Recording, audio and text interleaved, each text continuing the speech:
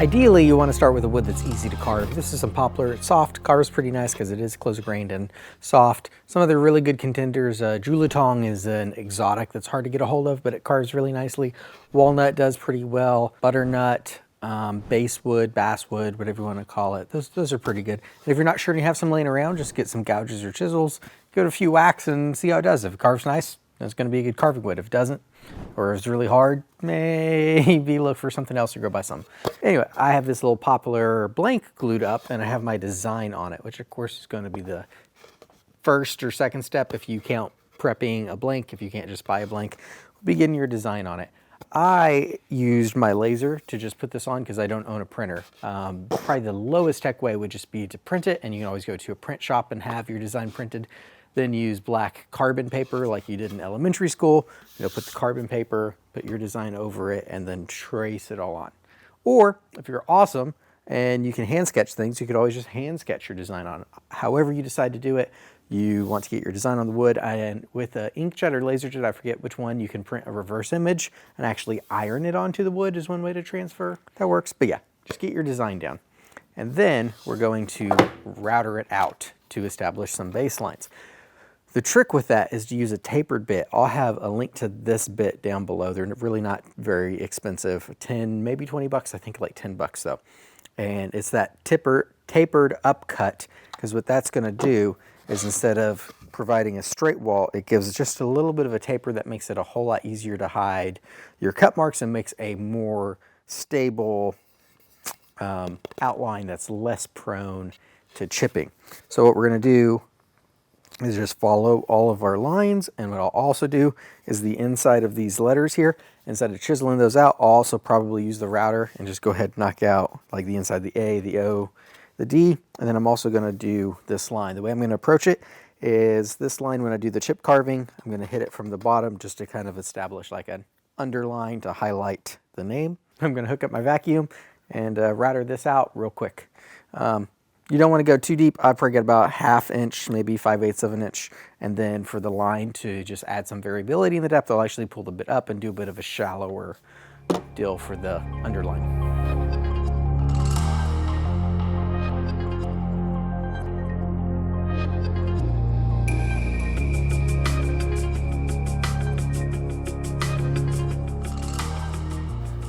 Everything's outlined and we're ready to start doing some handwork, but something I want to talk about first. If you happen to have a CNC router, you can do all this on the CNC super fast. That's the way I normally do signs now, to save me all the hand routering, because it's more precise and just so much faster. Because all I have to do is lay out some text, do a profile, maybe some pockets to save you having to clean up that, and the CNC just cranks it out. Then you get to do all the fun stuff with the hand tools and not spend forever doing, all that 3D design, which would take a really long time. Before we start doing the gouge work, I'm going to use a razor knife. Normally I'd use a chisel, but I'm trying to keep the tools in this video to a minimum and what most people have. And I mean, it's a box cutter. Surely everyone's got to have a box cutter.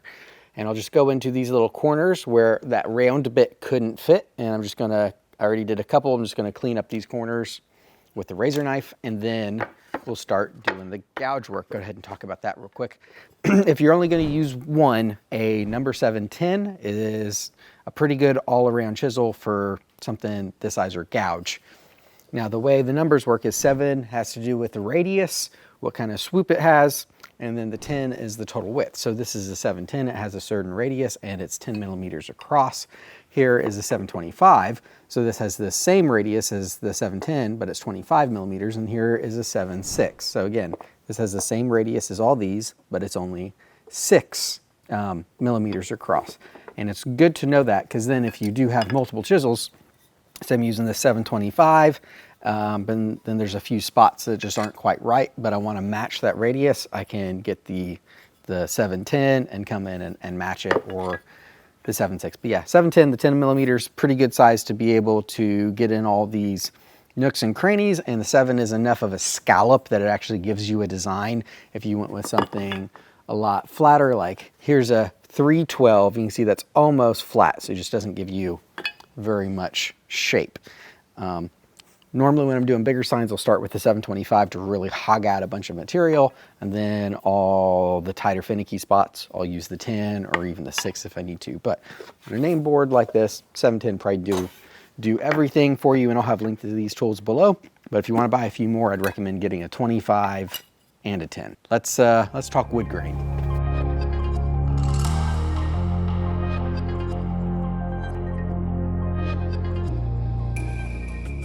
All right, use my box cutter, cleaned up all these little corners. They look a lot nicer now. Now it's time to start doing the relief work. Little word on wood grain though, most of the grain is running across this piece. Of course, here we can kind of see it swoops. Basically the idea is as long as we're chiseling with the wood grain, so when we're going this way or this way, we're really not gonna have too much of a problem. Of course, the other trick with that is the wood grain isn't just one dimensional, it's also gonna be going down or up one way in this board. So I have to keep that in account as I'm chiseling, if I'm going with the grain or against the grain. I just have to be mindful of where it might want to keep ripping out. Where I'm going to get into some tricky spots though is whenever I'm like 45 degrees to 90 degrees to the wood, because now it's going to want to tear along the fiber. So I need to do a stop cut first. So kind of show you what I mean. Let's try right here.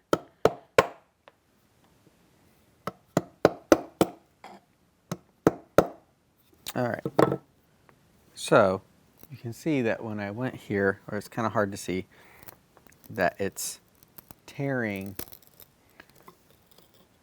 there we go, this way. So got this whole big piece. So if I want to control that, what I need to do is actually do a stop here, because I don't want to go any farther, and now I can come in. And because I've already cut here, it can't pull anymore. So that's just something to be mindful of whenever you're cutting cross grain, is that it might want to tear out. And we're just going to gouge all the way down to the bottom of our baseline, all the way down that we routed.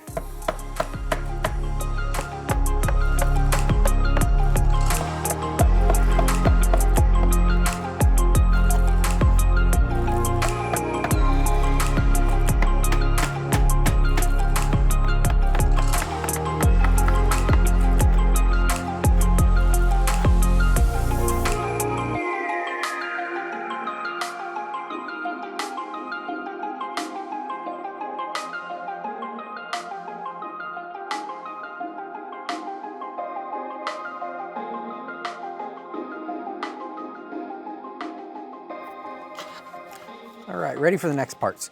Off camera, use some sandpaper, cleaned everything up nice, and down in the bottom where I gouge, sometimes you'll have little pieces just where the gouge goes in, but the chip doesn't totally lift, and there's still a little bit of a chip left. What I do is come back and use the router and just kind of work all those out. Couldn't get close enough to show that with the camera, but I'm sure you understand. And then sand. Now next is going to be the painting, just kind of make everything stand out well, because especially with all the color grain going on here, the words kind of get lost. So what we're going to do is help lift the letters by painting them white, a lighter color, which is just going to make them stand out, but also to add some shading, some shadows, create some shadows. Got some really dark brown spray paint here, and what I'm going to try to do is get that on the edges of the letters and like the edge of this line that kind of highlights everything.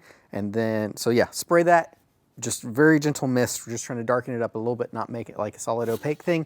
And then we'll sand it again to get it off this, then we'll paint the letters, so.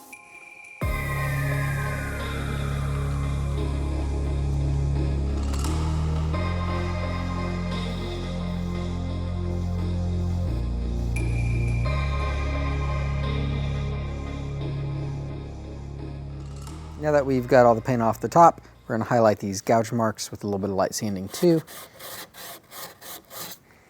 So yeah, now they pop.